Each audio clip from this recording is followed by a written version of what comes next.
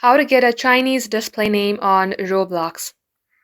Hey guys, welcome back to our YouTube channel and let us get started.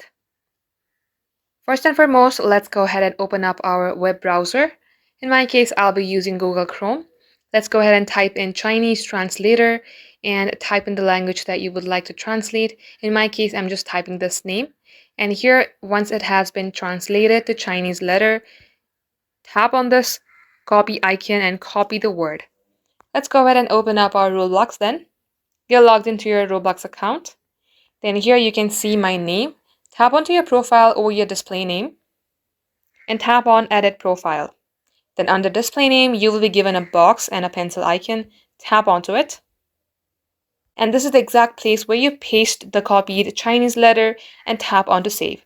In my case, I just changed my Japanese name like this, and it has not been more than 7 days. So make sure that you read this before you change your name.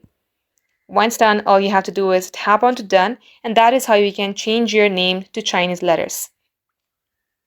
Thanks for watching the video till the very end. We will catch you up in our next upload.